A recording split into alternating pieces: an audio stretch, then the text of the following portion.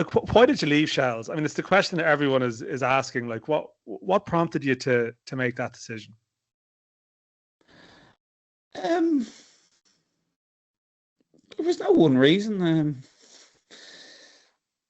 Maybe a million and one little reasons, and if you had a million and one little reasons up together, there's only one way you're going, and that's out the door. So here, I'm sure there's plenty of stories that went around League of Ireland circles, none of which are true. So even when I spoke to Joe, I didn't give him a reason. There was only one person that I let down when I left, and I mean it, and I hope I don't upset other people. But the only person I let down was Joe, because I built up an incredible relationship with him, as I did with all the staff. But the rest of the staff were there. Davey was there, Mauro was flitting around, Skins was there, Lukey was there, captain, then TD. Whereas Joe made a big decision, because I think Joe could still be playing. He retired and he came and he helped me like you'll never believe.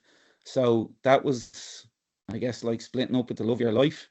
That was the only really hard bit, honest to God. And like I said, Joe will tell you, there wasn't one reason. I will always say that.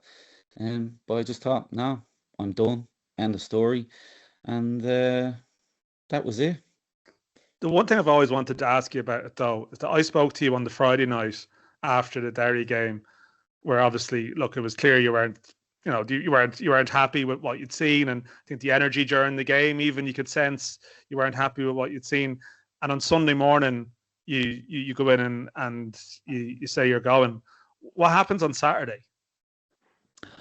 I was in the gym with my son, so it was through very clear eyes. People probably picture you, I don't know, out in the pub and waking up on Sunday with a hangover or something. I was making rash decisions. I was in the gym. I was very calm, but it's the way I've always been. I didn't speak to anyone.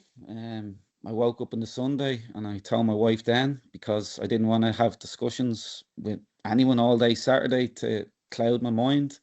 And I just told Elaine before I left on Sunday. She was obviously shocked. And that was it. So I know what I know, and it's part of my journey, and it's who I am. And like I said, it was with a very clear mind, and I went in and I spoke to Neil, to Luke, to Joe with a very clear mind. So it's not a regret, and it was absolutely the right decision. Not even from my point of view. Joey's grown as a person, as a manager, as a coach, without doubt, because I think he's been amazing. And I think the players kicked on again. I don't think it was necessarily a given that they got through in Europe and kicked on in the league again whilst I was there. I'm still in touch with everyone outside the players. You might already have an alarm bell. Why not the players? Here, a couple reached out. I was like, no, we don't speak anymore now, because Joe's the manager, and I'd never undermine Joe. So I'm in touch with Joe every day. He's become one of my best friends in my life, and he's also got a brilliant football mind. Again, Neil, Mickey, Brian, the owners, Luke, the staff. Here I'm in touch with everyone. So you could argue I'm still working for Shels in a way, but not actually there every day. So I know what's going on at the club, and I've amazing relationships there. What did you actually do in the first week or so after, when everyone's talking about what's happened with him? Like, did you actually get away from it all at that time? What did I do? Not a lot. I had a couple of little trips away with Elaine. Oh, Jesus. I'm not even sure if I went away with the kids. I was away last week with the kids before the trip, but just city breaks around Europe.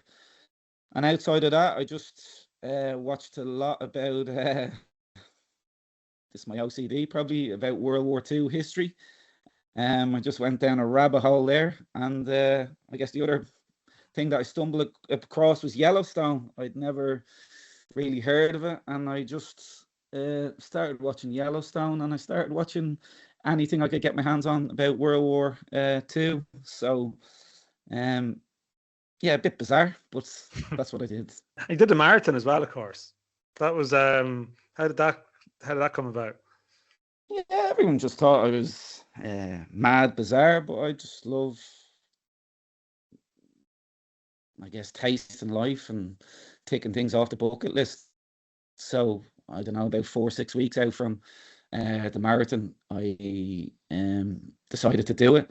I tried to train for it, but I couldn't because my body was just too sore. I tried to, you know, start ramping up for it. I tried to run to Stillorgan one day, and my body just gave in, so I had to walk home from Stillorgan. I had guys pulling in cars on the side of the road. Some were laughing at me, some were slagging me. That was a bizarre moment. It was a bit demoralising, but the stubborn side of me, I guess, I decided to still crack on with it and try and make some money. So I think I raised about €10,000 for Heart Children, which is a charity that's close to my heart. And yeah, I finished the marathon. It was, yeah, I'm not bothered about the time. I did it. I wasn't trying to be competitive. And you see guys that just, it takes over their life. It's all consuming and they're training every day. I just wanted to do a marathon. So I was incredibly slow. There was 78-year-olds running by me. But it was beautiful doing it. There was a lovely energy around Dublin and I enjoyed it. But did you feel that, I don't know, like in the last year, I'm just thinking, there's various stories involving you from standing in Dalymount on the grassy knoll, and I don't know, did you get sick of some of that stuff? Here I'm fine with the grassy knoll. I think I went down the JFK rabbit hole as well when I resigned. The grassy knoll, but it was an awful photo. Here I'm fine. I'm fine of being the butt of people's jokes, and here I've maybe 20 years ago I would have struggled with that, but certainly football hardens you, so I was fine. It was an awful photo. It was an awful photo, and it all went around the world, like I said. So it was awful for the league. So people can laugh all they want, and I think there was Christmas cards made of it. It was an awful photo for the league, and not for me. But do you see yourself working in the league again at some stage? Because I know, I say you were over. I know you were Ollie Horgan's funeral, and you always used to have this thing about, oh, I'm a blow-in. But I feel sort of by the end of your time in the league, I mean, you were talking to other managers, most of them. People that you wouldn't have known, all of a sudden you were interacting with them, and you were sort of brought into this community, as sometimes people describe it. Like, do you see yourself being active in that again, or I don't know, did it frustrate you at a point where you wonder if you could see yourself doing that? No, here we obviously sit at home, and yeah, I'm watching my World War II stuff and a bit of Yellowstone, but I also visualize what I'd like to do with the rest of my life. And for sure, I'd love to win a league again, an Irish league title. Read into that what you want, because yeah, there's such a connection with Shels. Oh Jesus, what does he mean by that? Could he do it anywhere else? I'd love to win a league again. I'd love to win a cup, the FAI Cup. So for sure, I'd love to go again there. Would you like to manage Ireland? Would I? I think the pause says everything. I don't know. I always would have said no. I always would have said no.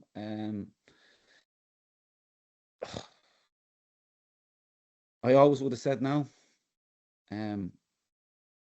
So that, I guess, would be my answer now. I think Heimer, I don't know whether I've ever said it openly. I think I have, that I think he was a brilliant choice, pragmatic for where we're at. But I like, just to go back to that pause, and I'll leave you on this, but you've said things about the FAI before, but I'm not getting the sense that you would turn down a conversation down the tracks if someone came to speak to you.